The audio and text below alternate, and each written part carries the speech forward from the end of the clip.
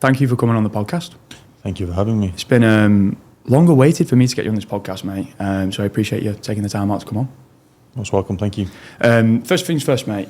Do you think people are becoming weaker, or do you think people are starting to lack integrity? A lot of people say that they're going to do a thing because they feel like it makes them feel better to say they're going to do the thing, but then they never have the evidence to back it up. Good question. I think, I don't want to try and sound old, but like there's a generation of people doing stuff now and it's for social media. Mm-hmm. If you say you're going to go and do something, whether you do it or not, that build up to doing it, you're going to get people being like, oh, that's amazing. Oh, good on you. Good effort. Oh, I'll support you, right? And you get a little bit of attention, a little bit of praise before you've even done something. Mm-hmm. And then, or maybe if you do it, you're doing it for the wrong reasons, right? You're you're doing it not for yourself. Mm-hmm. You're doing it for the praise, for people to support you, clap you, and stuff like that. I think if it's not coming from a deep internal place, it's a lot harder to motivate yourself. Like things that I've done, if I was doing it for other people, I don't care enough about what other people think to follow it through. I care what people think, everyone does, but if I was, say the 100-mile run we were talking about, if I was doing that for other people, 5K in when my knee started messing up, I'd be like, I don't really care what they think. I did it for something internal. So I think perhaps people do things for the wrong reasons as such. They're not necessarily doing it, for an internal like discovery, find out who you are, find out what you're made of, sort of thing. I think maybe before like Instagram and TikTok and stuff were big, people would do it because they genuinely loved, in the middle of nowhere, no one knows what you're doing, and it's just like, right, I'm getting stuck in, and then when you finish it, that huge sense of achievement. Yeah, because there's studies that have shown, mate, that the brain stimulates dopamine production when you actually say you're going to do a thing. So the lad at the pub on a Friday night who's watching the UFC and he's saying, why is he not throwing a left uppercut there? Or why is he not throwing that flying knee? When they've obviously got no idea.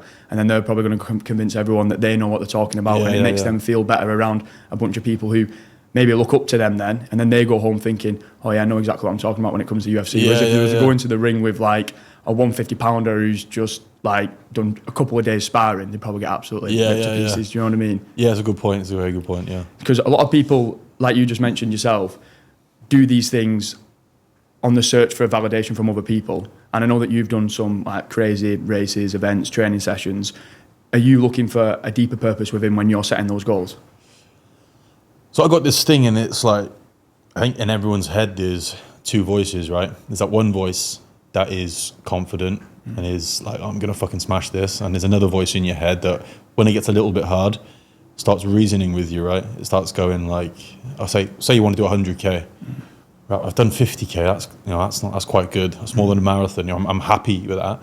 At the start, the person who you are at the start is like, I want to do 100K for X, Y, Z reasons. And then you've got to keep that same person. You've got to keep that energy. That person has to remain the dominant voice in your head. But when people get tired, you get a little bit sore, thirsty, hungry, dehydrated, the other voice starts to creep in a little bit, which convinces you and, you don't necessarily need to do 100K. 50K sounds all right. Yeah. So my thing is like, can you say you want to do something, and that person that you say you are, can you be that person through that whole, let's say 100K or whatever it is that you're doing?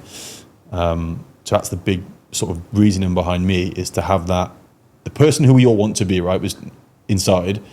Like if you're going to say I am that person, then prove it to yourself. Daily, weekly, monthly, whatever, you've got to prove it to yourself. And do you find when that other voice comes in 50 kilometres into that 100-kilometre race, like the example that we're using, and you battle against that and you push through and get to the end point, is that then characteristic built for, say you're setting up your own business, or say you've got something that you need to do with a deadline? Is that something that then goes into the rest of your life? Absolutely, yeah. I mean, yes and no, right? Because some people are amazing at fitness and disciplined at fitness because they love fitness. If then they went and had to go and learn to play the piano for a month, just because they're really disciplined at running, weightlifting, bodybuilding, if you said, right, go and you got to learn the piano for a month. Oh, you're so disciplined though when it comes to your sport. Are you going to be the same amount of discipline with that? I'm not too sure.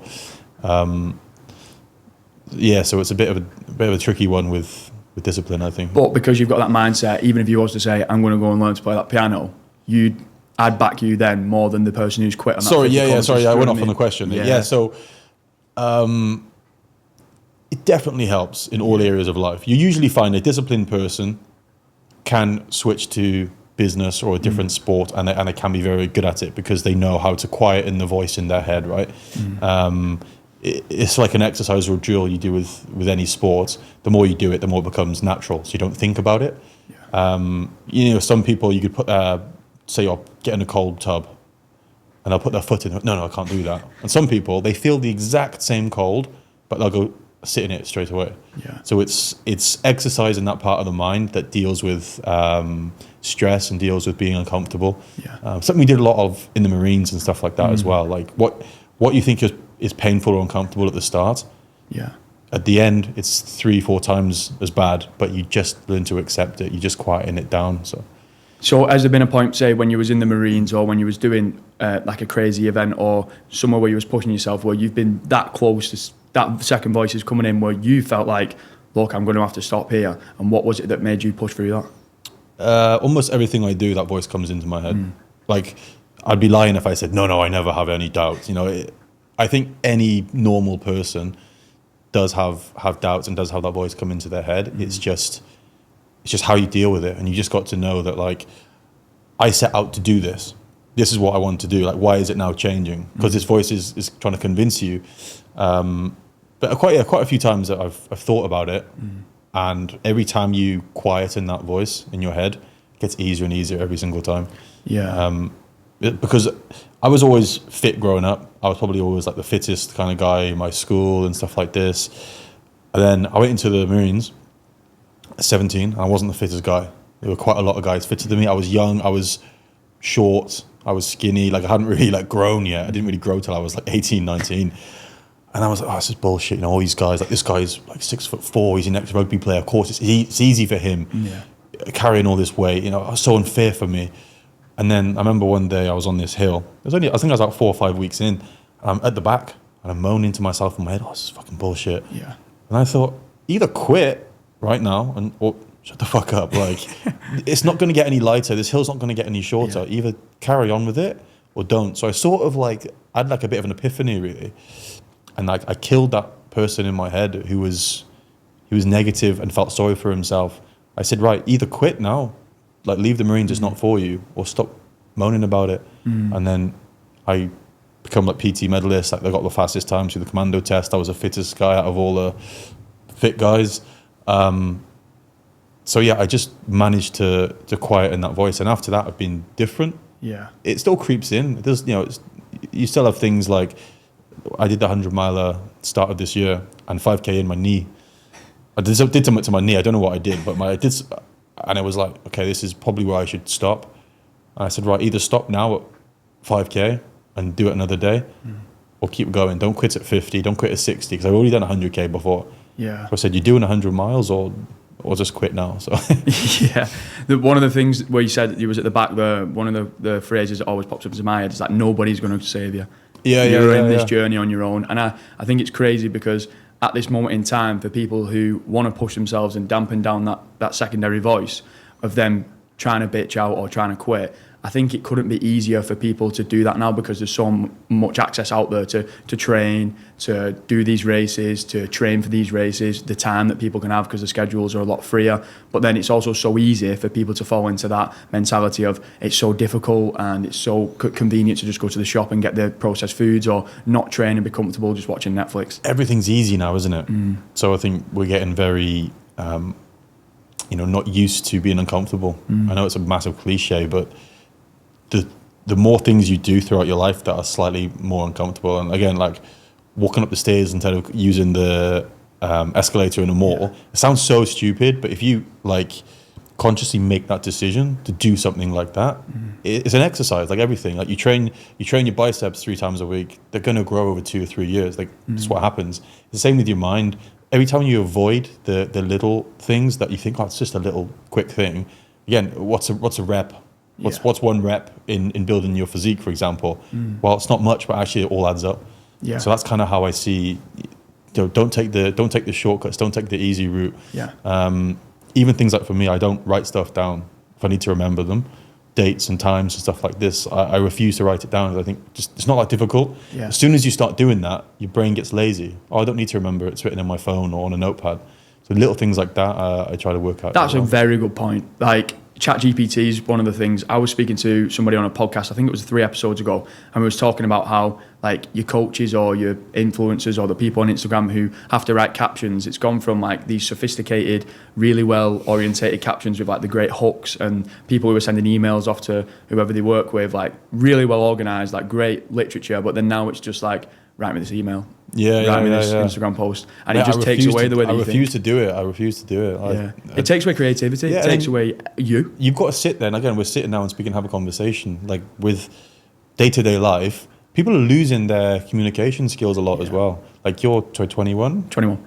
Mate, you're very well spoken for 21, and a lot of 21-year-olds, they don't.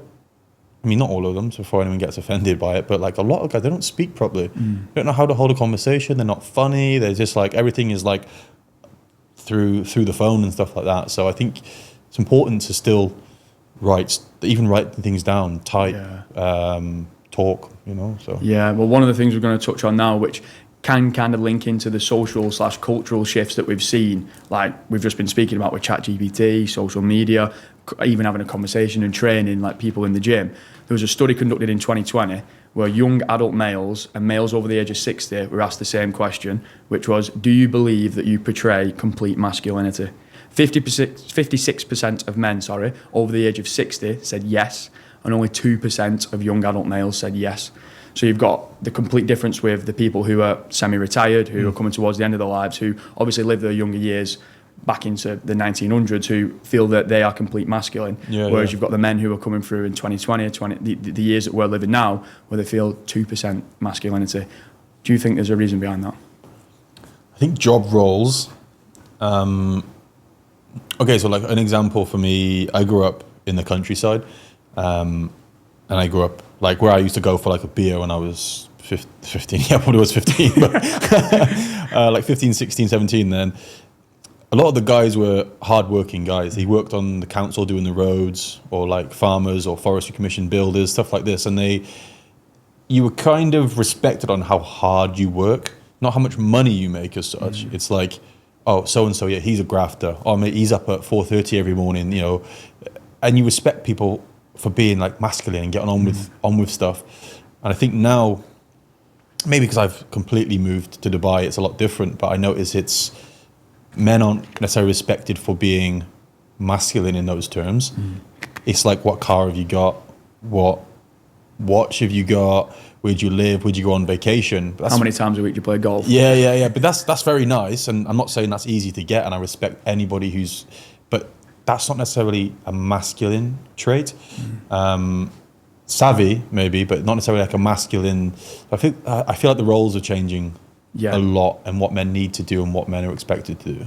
And I think the whole idea behind masculinity is, I don't want to say put to one side in a negative way, but there's people who potentially feel uneasy wanting to embrace masculinity because of the way that social media is and because of the way that people are looked at potentially misogynistic and things like that. They don't want to be like, right, I'm going to be all out masculine and I'm going to do X, Y, and Z. But then if they posted it on social media, people would be like, oh, you're such a misogynist. People like younger guys are afraid to say I'm masculine because they think it's like saying I'm racist, right? Yeah. True, like that's what nobody wants to be called racist or anything like this or sexist. Yeah.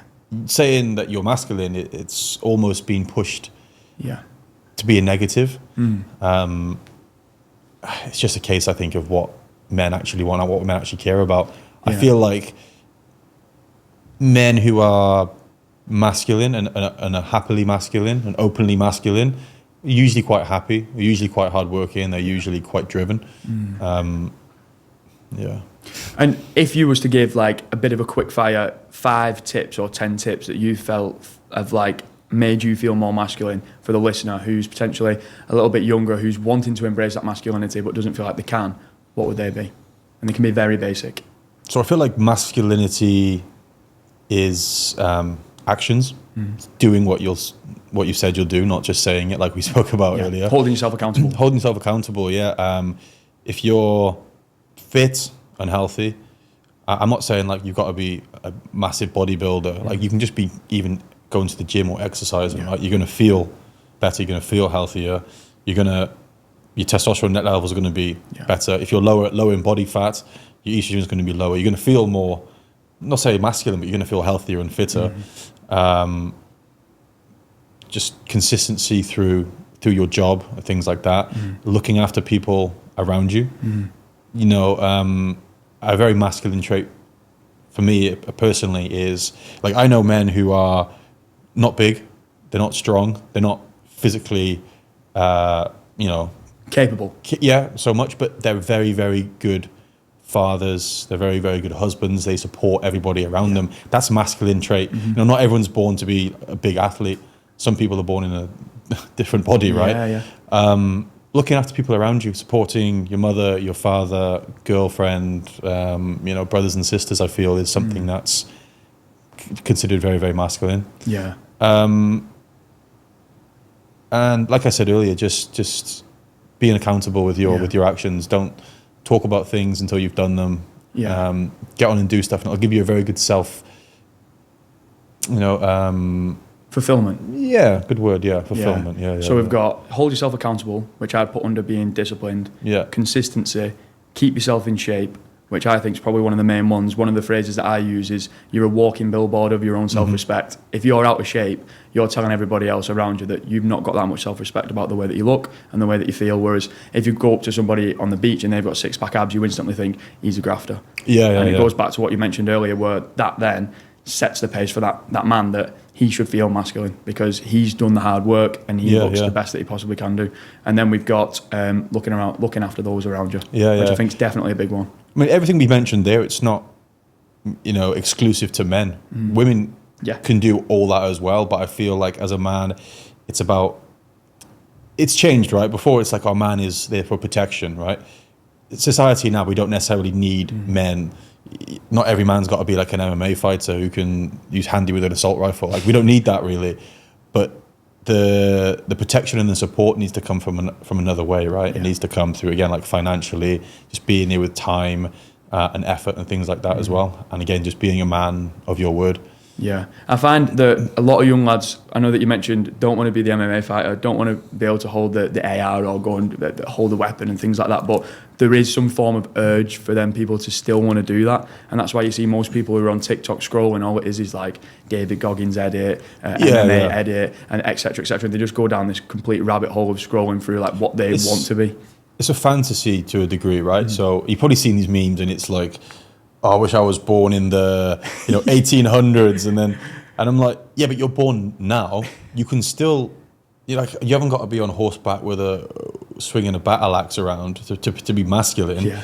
Like, oh, if I was in 1800s, I would have been like this. Yeah. Or 1600s, probably not 1800s, whatever. But okay, so now in this time, why are you not being that equivalent version of it? Yeah. Like the amount of lads that would say, oh yeah, I was going to join the Marines, but my mum made me go to college instead. And I'm like, why are you telling me this for a start?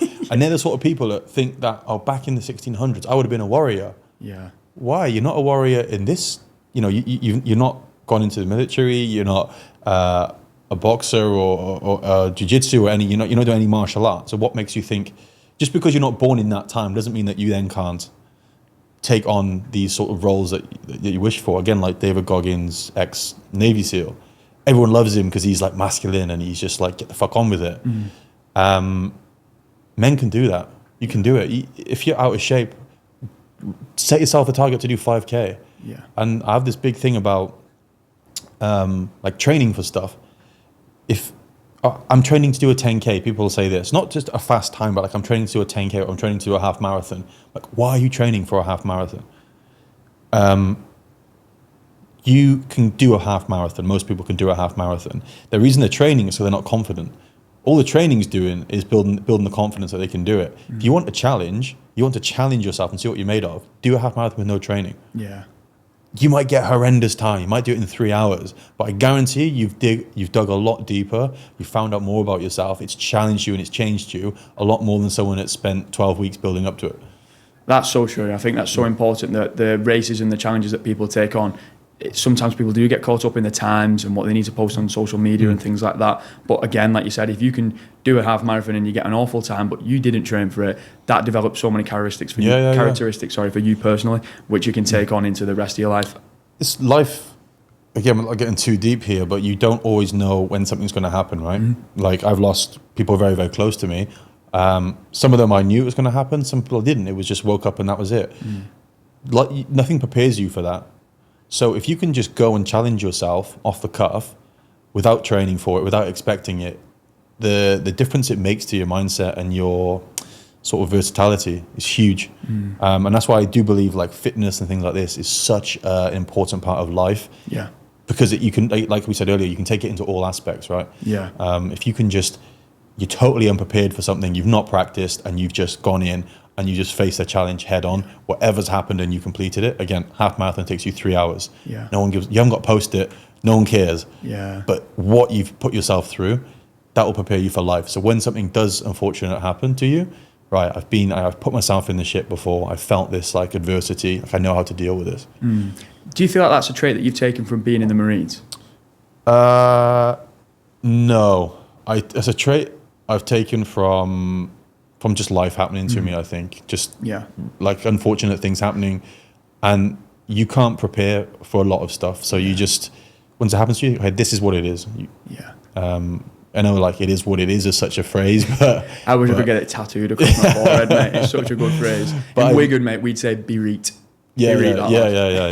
But it is what it is very, very true. I completely understand. Like, a lot of people that when they face those tough times, it's instantly that second voice comes in, like we mentioned at the start, and they just quit. So then when the difficult problem comes in their personal life, like you said, maybe a loved one passes, or maybe they get made redundant from the job, or maybe they go bankrupt, or they're struggling financially, they don't know how to face that. Whereas if they prepared themselves, and I think you've probably heard like Alex Hormozy on the podcast talk about it, where they've got that stack of undeniable proof that they can go and do this thing. They've got the confidence then, and it's getting that confidence from doing, say, the half marathon, the 100k race, throwing yourself into spar with someone. I recently joined a jiu-jitsu gym back at home because I just thought to myself, what if one day someone grabs hold of me? What am I going to do? And then I went there and there was like 130, 140 pound women tying me up in a knot like a pretzel. And then I was like, wow, I seriously need to work on this now. And that was a challenge because I went in with no training. But again, now if I was to go into a situation where I was going to go and spar in a Muay Thai gym, which is different, I'd feel more confident going in there because I know I've faced X thing. Exactly right. It's like you write your own CV, right?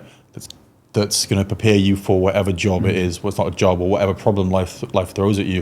If you've completely like cushioned yourself through most of your life and taken the comfy way out, or the easiest way out of everything, when the inevitable does happen, well, you're not prepared for it. And even if, again, some people like laugh at people doing like cold plunges and they take the piss out of it a little bit, but that it's not just people doing a cold plunge in the morning. That's not just it. It's everything else throughout their day or throughout their week where they do the thing they don't want to do. Everything it tells you to get in cold water, especially in the UK in winter. I see a lot of lads doing it. Like 5 a.m. it's still dark. Every part of your body and your mind is saying, don't do this. It's stupid, right? Survival. Why are you getting in cold water for no reason? So then when you can control that, you're putting yourself in a very, very uncomfortable position. Even if you're only sitting in it for 5 minutes, you've still beaten that voice in your head, right? You're still beating that voice that's telling you take the comfy way. So when, again, something does happen unfortunate, okay, I'm in an uncomfortable situation. My brain's here. Like people are going to shock and stuff like this. Like your body, body doesn't really know what's going on, right? It's only our brains that process it. You can put yourself in these uncomfortable situations. You can deal with things and think on the spot a little bit more. And like I found through coaching, just for potentially somebody losing 10, 20 pounds of body fat, or coaching somebody to do a bodybuilding show, external stressors, the body reacts in the same way to anything. So I think if you can manage stress in any way, it's going to be so beneficial to your life. Absolutely. 100%. One of the things that you mentioned there with the ice cold plunge, I was recently listening to, I think it's Andrew Huberman, talking about the mid-cingulate cortex in the brain. And sometimes if you get into that cold plunge and you find it difficult the first time, but then say a week later, you're not too arsed because you've done it and you're used to that cold. You actually start to become more accustomed to that like mental battle that you have to do to get into that cold plunge, which means that you're actually not pushing yourself in an uncomfortable way anymore. Yeah. So I think it's cool that once you actually start to do the difficult things, you then have to continue to do difficult things as well. There's a big thing that I mentioned before. It's about like controlled discomfort. Someone's squatting 3 times a week, and I squat. You know, I'm an animal when it comes to squatting. No one trains harder than me. Yeah, but you choosing squats because you enjoy to do squats. I'm just using squats as an example. Yeah. You enjoy doing squats. Your body is now used to doing squats, so you might train a lot more reps and a lot more weight than someone else. But mentally, you've woken up and gone, I'm going to do squats today because I'm really good at squats. Because I feel strong. I feel strong today. I'm going to go heavy today. So it's uncomfortable when you're doing it, but you've chosen that exact discomfort. Again, I've been doing lots of running in the last 12 months or so. I was 103 kilo when I started running, and I just finished bodybuilding. I couldn't run 5K without my quads pumping up, my back pumping up. So then I was like, this is really uncomfortable for me. This is not what my body is used to doing. Mentally, I was like, I don't want to jump on a treadmill. I don't want to go for a run. I want to go and do some bench press. So I pushed myself through all this uncomfortable stuff it took me 2 years actually. I thought it was quite quick. In my head, it was like a few months. I look back and I'm like, it was 2 years that I was like slowly building up to be able to actually do this shit. Yeah, comfortably. Not even comfortably, honestly. It's just so my body could do it without injury. Yeah. Because mentally, I would do it anyway. Yeah. Mentally, I was always I'm prepared to go to that place. Yeah. But my calves, I pulled my calves no end of times, like 4 or 5 times pulling my calves, hamstring, lower back. I literally can't walk, so I have to give it a week or something. So. Yeah, mate, I was in a very similar position when I started doing more fitness-based training. I was football all the way through, like being young, growing up. And then when I started PTing, I got a stress fracture in my right hip. But when I went and got a scan, the doctor said that I had a tumour in my right hip bone all the way into my pelvis. So if I was to pull up a picture of the x-ray of my right hip now, it looks like the inside of an Aero chocolate. It's just like see-through with little bits of bone in there. And it's not actually a fully formed bone. So like when I do a long distance run, my body kicks to one side and my hip just literally, it's in agony, mate. So like I was saying to you before we started, when I turned up to do the Yorkshire Free Peaks, this was when I'd just recovered fully. It was about 2.5 years and I felt fairly comfortable running. I just thought, I'm just going to fucking run this. And I just thought, let's just see how far my hip can go. Yeah. I just thought, I'm only going to ever be able to do this once if I just go and just send it and see what happens. And then I did it. And it was sore the days after, but from doing that, I felt like now I've booked the marathon that I'm doing this Saturday. I've booked the 50 mile next year. And it's like similar to what you were saying when you was at the back of that bunch when you was Royal Marines. It's like once you get over that secondary voice in your head, it's like you feel like you can take on anything. Well, it's like you feel sorry for yourself, right? Yeah. And at some point, you've got to just be like you said earlier, like no one's coming to save you. Yeah. No one's gonna go, do you know what? I'll make your hip 100% for you, mate. Yeah. Or you know what, Toby, I'll take some weight out of the back for you, right? It's not going to happen. Yeah. So we've got 2 options, right? It's like sink or swim with it. Like let that problem or let the objects become bigger than us, or smash it, I guess, right? Yeah, 100%. And then taking this off on a little bit of a tangent, where would you draw the line when it comes to improving yourself? What does a day for Toby look like when he wants to go and smoke shisha and get cocktails? Just do it. I'm more balanced now than I used to be because I can be. When I was like competing with bodybuilding, I was really obsessed, like to the point where, you know, if like my cardio wasn't to the minute or my food wasn't right, I'm letting myself down here, or a little bit like I took it from the military as well. Like I held myself to like the highest standard I could. I know everybody does it. I'm not different in that aspect. But I was very, very hard on myself with stuff to the point where I was frustrated because I wasn't where I wanted to be. I wanted to be an IFBB pro yesterday. I didn't necessarily have the patience. I had the work ethic and the drive and the discipline, but the patience. I'm not an overly patient person, I'll be honest. So for me, I had to make sure everything was 100%, so I could speed up the process. Which, looking back now, was wrong. I could have been a little bit more flexible with stuff and just been like, do you know what? It doesn't matter if I don't turn pro for another 2 years. Yeah. But I learned the hard way because I was to the point of like burning myself out because I was frustrated. I didn't actually enjoy it. I didn't enjoy my training. I didn't even like going on stage, to be honest. I didn't enjoy anything about bodybuilding. Yeah. I was just obsessed with, I have to be successful. I set out to become an IFBB pro. I have to do this. Even if I'm unhappy and miserable day to day, I have to do it. Yeah. And then when I stopped 2 years ago or something, I was like, what was I doing? I wasn't happy. These are the best years, I'm in my prime, physically. Why am I absolutely exhausted, starving, not going on trips, not enjoying time with my girlfriend? I was like, it's always going to be there. So since I've been doing like the hybrid training and stuff, I train really hard. If I want to go for a few beers on a weekend, I'll do it. And I'm the fittest I've ever been in my life. I'm 90% as I was when I was bodybuilding. I'm just as strong. I've lost almost nothing, but I've gained so much. My business has got better. Yeah. Like my network of people is better. I've traveled to probably like 8 countries since I stopped, and that was only 2.5 years ago. Yeah. So I draw the line. That was a long-winded question answer. I draw the line at pushing yourself to the point where it's actually detrimental to the quality of life. Yeah. I like that answer. In a nutshell. Yeah, that's a good answer, because I think there's obviously some people who are listening, I do think they need a kick up the arse. But there's also other people who are listening who I do find are pushing themselves to that extreme. I hold my hands up and say that I'm one of those people as well. You've got like the type A, the type B personality, where they want to optimise for everything. They want to be the most productive that they can be. They want the calendar to be 4 a.m. start, 10 p.m. finish. I've fell into habit of that sometimes with PT, check-ins online, training, and then trying to obviously do physical combat as well. And sometimes it's like that's detrimental then to time you can spend with loved ones, time you can spend with your family, time that you can go and see your friends, time that you can relax and go on a walk in the Lake District, or go and travel, or go and see some places. Because like you said, the time that you're at right now is the youngest you'll ever be. Yeah. Do you know what I mean? And you have to enjoy those moments as much as you enjoy bettering yourself as well. So it's having that, not 50-50 split, but having that ability to drift in between the two. Well, I think there's a fine line, right, between actually enjoying your life. Like I enjoy being busy. I enjoy being, on track with everything. But again, I don't do it to the extreme that I used to.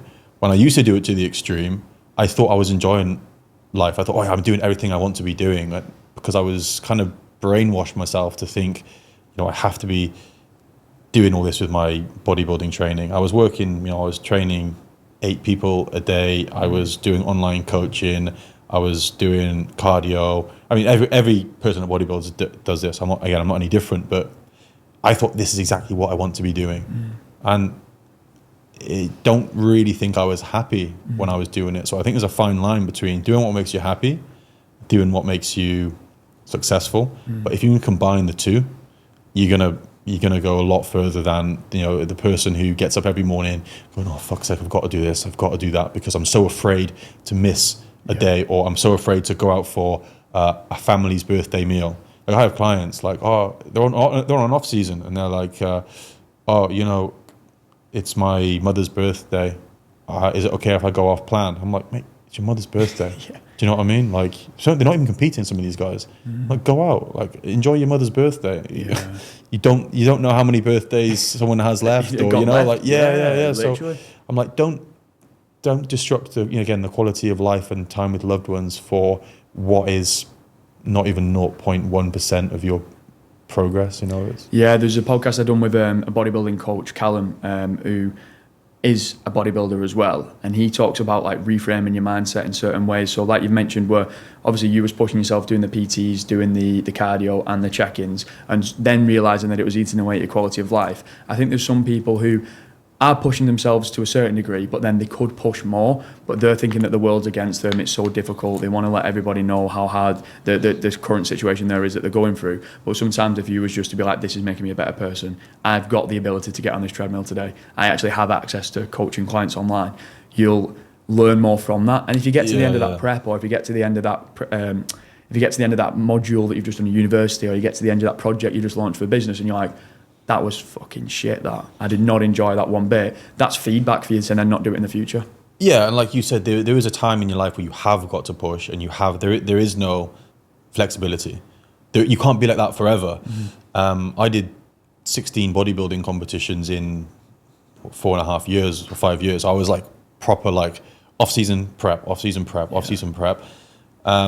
I went through that from 23 to 29. So that's 6 years, not 4 years. But I went through that process of nothing else mattered. It was just that. And then I got to the point where I thought, do you know what? I'm not making any more money than I was 3 or 4 years ago. I'm actually in the same place, and my physique is better, but I'm not going at the pace I want to. At this rate, I might be an okay pro in 3 years. Okay, so how will that benefit my life? It won't. How much more money will I make? It won't. Oh, I can put IFBB Pro in my Instagram bio though. No one actually really cares, do they? At this point, like no one outside cares. They're not going to start throwing sponsorship money at you, and it's not going to. Your life's not going to all of a sudden level up because you've turned pro. Now you're just in the big league against guys who are a lot better, maybe been doing it longer, more genetically gifted than you. So then you've got to kind of look at, okay, I've done this for X amount of years. Don't keep repeating the same year and hoping that something's going to happen. Like, you got to be progressing, not just in bodybuilding, but with everything. So I stopped bodybuilding because my stepfather, who I was very close to, got cancer. I was competing in South Africa, and he's like really, really sick. He says, well, at the time he had 2 months to live, but we didn't know that exactly. And he's like, oh mate, it'd be nice for you to come over and spend some time with me. And I was like, I can't, I'm competing. I'm like, oh, I'm on prep. And then like I'm second in South Africa. Again, one placement away from getting a pro card, which happened to me a few times.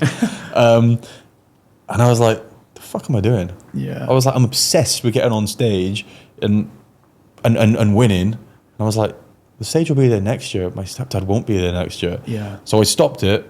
I said, I'm going to cut this prep short. Went and spent time with him, spent the 2 months with him until he died. It was actually a really nice time. I'm really glad I did it. So there's no regret there. And then after that, I thought, do I actually want to get back into bodybuilding? So it was a big eye-opener that made me realize what was the priority in life. And then I looked back and I was like, I love training, but I can train anyway. I don't need to be pushing myself and putting this pressure on myself to go pro. And I weighed up like, what will going pro? I'm never going to be the Olympia. I knew. Even 2021, when I was getting quite a lot of like hype, say, about my physique, I was never going to make it to the Olympia. Even though people said it, like if I stood next to any of those top 10 Olympian guys, I look terrible compared to those guys. So it's just being honest with yourself as well, I think, about. And that process that you've been there, it's probably one of the most cliche quotes that you'll see on a 40-year-old woman's bedroom wall. Like, everything happens for a reason. But it does. So true. You know what I mean? I believe in that. I really do, and I do think that you have these lessons and you have these setbacks, or you have those difficult moments that you go through. But everything's feedback. Everything's like, if something happens that's bad, if you don't learn from that, it's a failure. If you learn from it, it's a lesson. That's the way that I've always looked at things. That like, if I nearly got sacked from McDonald's, mate, my first ever job. That was like, wow, I really need to pull my finger out. But I could have just been like, oh my God, I can't even hold a job down at McDonald's. I pretty much got sacked from Burger King. So we're in the same boat though, mate. I won't go through the reason why I nearly got sacked from McDonald's. There's probably a few people listening who know, but I'm definitely not going to go through that story today. But I think that the process that you've just talked about there, with what happened to your stepdad, again, really sorry about that, but I think that it's so like exchangeable over to the person who's going through the pressure that they're putting themselves to launch a business, the person who's putting the pressure on themselves to be in the best possible physique, like you've mentioned, or be as fit as they can do. It's exchangeable over to absolutely everything. And it's so true that if you're pushing yourself to a certain point where it's eating away at the quality of your life, you definitely need to have a sit back, zoom out, and have a look at things and think, like you said, is this year the exact same as last year? Am I still as stressed? Is the time that I'm spending with my girlfriend being increased? Is the amount of money that I'm making being increased? And then setting the foundations of what you actually want as well. Because some people might be like, right, I want to be earning 100 grand a year. But then the fact is that the things that they have to do to get there are going to be so detrimental to the other areas of their life that then they think to themselves, oh, I don't actually want to earn 100 grand a year. Do you know what I mean? I'm a big believer in like work ethic and grafting, like, and you have to make sacrifices for it. But then I'm also a big believer in, if you're putting everything into something, you need to be seeing progress. And there's a certain part of your life where you need to just put everything aside and just graft, right? But then, again, you need to be seeing the progress with it, especially if it's something like a sport or your own business. If it's a job that you're getting paid, a salary job, like I worked on building sites and stuff, mate, if I worked really hard or not really hard, I was still getting my £5 an hour, right? So I wasn't that much incentive. But when you're starting your own business, like coaching or something like that, imagine you're putting everything into your coaching business and you're disregarding everything else in your life. And after 2 years, you've not improved. Well, then it's time to change. If you're honest with yourself, I can't try any harder at this. Yeah. Like the same with me with bodybuilding. I couldn't have tried any harder. I could have tried for longer, which I didn't. I couldn't have tried any harder at it. Like I was so accurate with everything. So what am I going to do from this? You're like, my quality of life is getting worse, and I can't try any harder, and I'm still not where I want to be, or I'm still not heading in the direction that I want to be at the pace I want to be. Yeah. So what do? You stay there and you get you get depressed with it, frustrated with it. Your girlfriend leaves you. You put all your money into prep. You haven't got enough time or energy to work on your business, so you make less money. So I think you have to make an educated decision on when is it to keep pushing and when to sort of reevaluate in another direction. Yeah, and it's setting that realistic expectation with yourself. Yeah. Like you spoke about before, the lad who thinks that he could be Julius Caesar back in AD Rome, when realistically he'd probably end up just being a slave. Like, do you know what I mean? Yeah. But he thinks, oh, well, if I was born in that time, I'd be able to do X thing. But if they actually sat back and had that realistic conversation with themselves, they'd be like, oh no, I'd actually have to work hard, I'd have to sacrifice this, I'd have to do this, like you just mentioned with the bodybuilding prep. So like when you set that next goal now, is there a sit down, like premeditated plan to go and do like the next race, or is it quite impulsive, or have you found that there's been a change since you've done that bodybuilding prep to how you set a goal now? It's it's impulsive now. If bodybuilding wasn't the mental, it's good. If you asked me this 2 years ago, my answer would have been totally different. It's only since I've been out of it, I can sort of look back without my ego getting in the way of it. But bodybuilding for me was not me mentally pushing myself. I was, but that wasn't the purpose of it. I wasn't searching for something internal. I was looking for success. So to win a competition, to get a pro card, to even like Instagram like engagement and feedback from people, right? People say, oh, you're looking really good, or wow, you made great improvements. Like there's constant little bits of validation for you, right? So for me, it was, I have to be successful at bodybuilding because I'm putting everything into it. So that was my only goal, was to be successful. It wasn't to be happy. It wasn't to find out what I'm made of, because I didn't enjoy it like I thought I did. I enjoyed parts of it, but now I'm like, oh, what would be a really good challenge, or what would be disgusting? What would really challenge me? What would really push me? Okay, I'm going to do that. I'll do it in a week. Yeah. So now it's because I want to do it. I have this like fire to go and do it. I haven't got to do a 12, 16 week prep like a bodybuilding competition. And then if I'm not successful, I don't win that show, it's a failure for me. Yeah. Now I'm like, right, it could be at 10K or it could be at 100K or 160K where I start to get the mental challenges. Yeah. That's why I'm doing it. When I did the 100 miler, 161K, I set out to do it. And 5K in, my knee starts hurting. How long before you did it did you set out to do it? So I decided to do it 5 days before. And I was going to do it on the Saturday morning. Friday night, I finished training a couple of clients, and I went, oh, I'm just going to go and do it now. So I drove up to the cycle track in the desert. I just went and did it.